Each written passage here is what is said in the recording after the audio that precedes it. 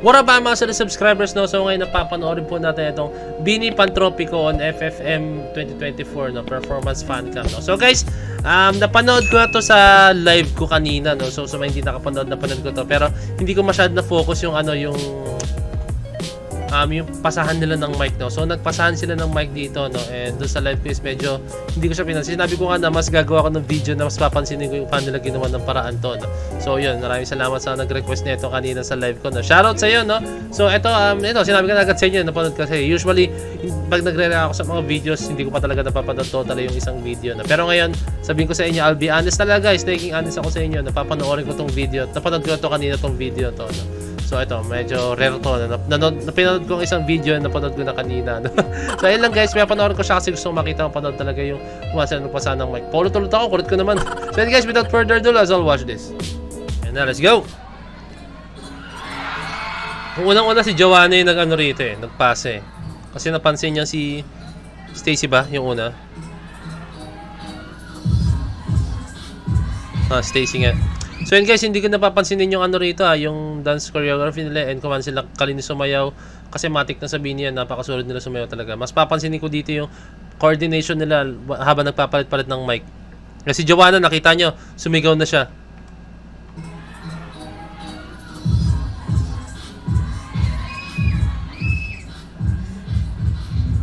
Yan. Ang maganda rito guys kasi hindi sila nataranta. Alam nila yung dapat nilang gawin, no?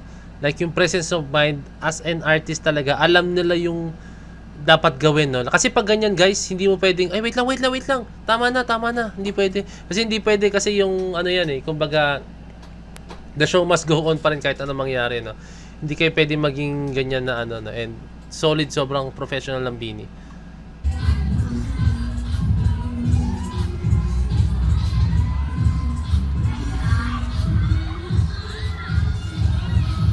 Si Mika to. Dalawa pa rin yung hawak na mic ni Stacy. So kinuha ni Colette, tama?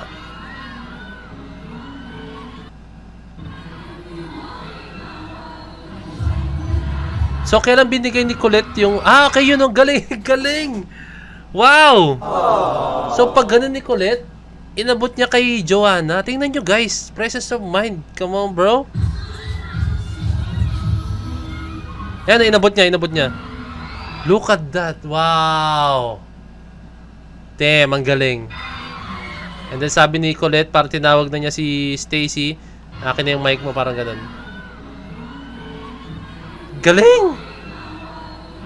Mas lalo tayong pinapahanga ng Bini.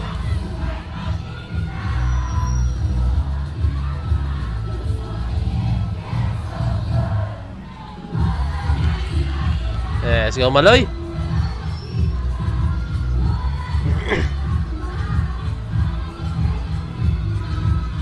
Hey! So saan napunta yung mic ni Colette?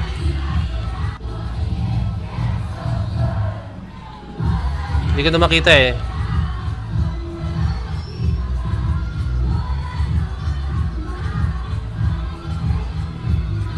Yan, kinuha niya kay Joanna.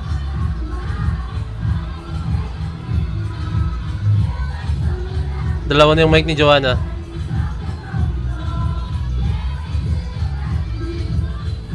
Ay, nabot niya kay Colette ulit. Parang pinalit niya yung mic kasi baka moment na niya, no? Like, pinalit niya yung mic kasi yung isang mic yata yung sira.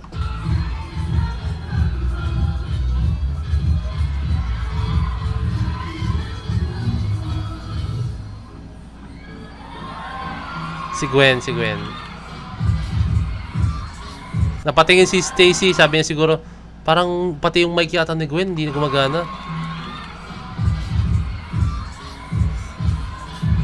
Sumigaw si Stacy, walang mic. Kaya ayan o.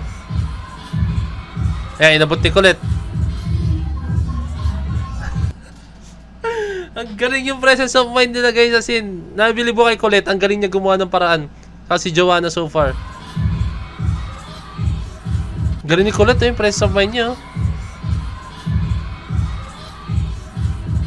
Galing.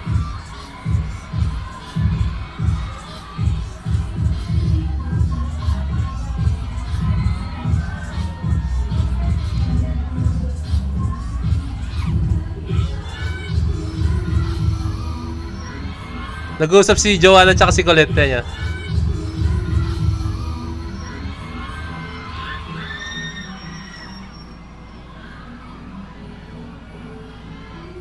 Ayan, inabutan din Colette kay Joanna.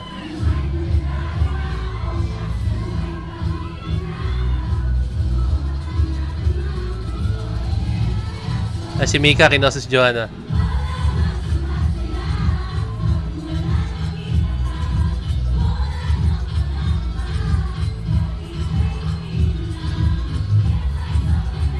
Dalawa na yung hawak ni Joanna, Mike.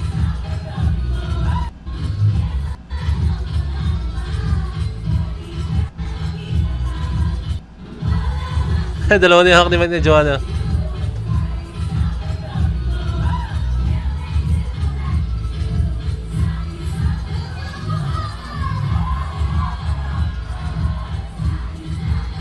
Si Colette na ang walang mic. Si Sheena sabi, asan mic mo? Parang kasi si Sheena.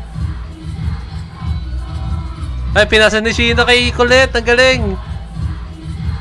Eh, pinasa ni Sheena kay Colette.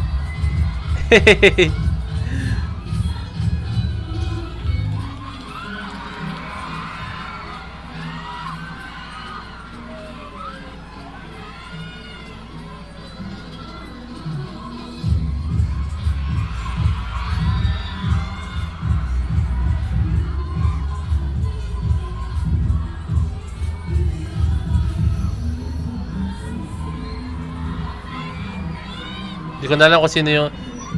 Yun, inabutan ni Colette kay Sheena.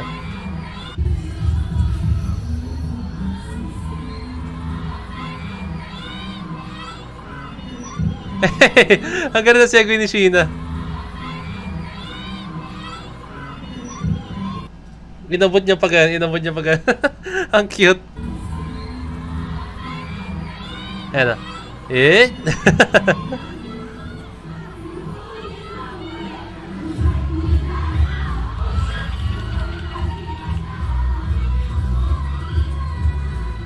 Eh, pati yung kay Gwen, alam ko ano eh, may problema eh.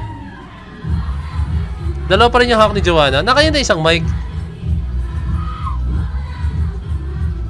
Wait lang guys ha, gusto ko makalaman eh. Di ba dalawa hawak ni Joanna? O baka nilapag... Ayun, nilapag ni Joanna. Okay, goods.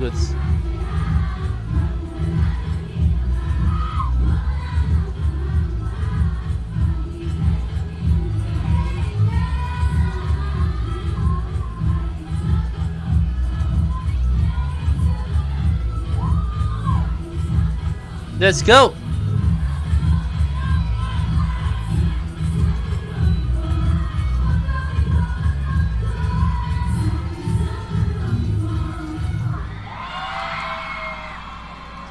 Guys,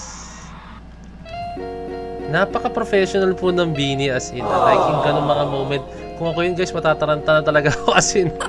Pero sila, napaka-professional. Ginawa nila ng paraan. Like, ang daming pasahan ng mic na nangyari guys, as in.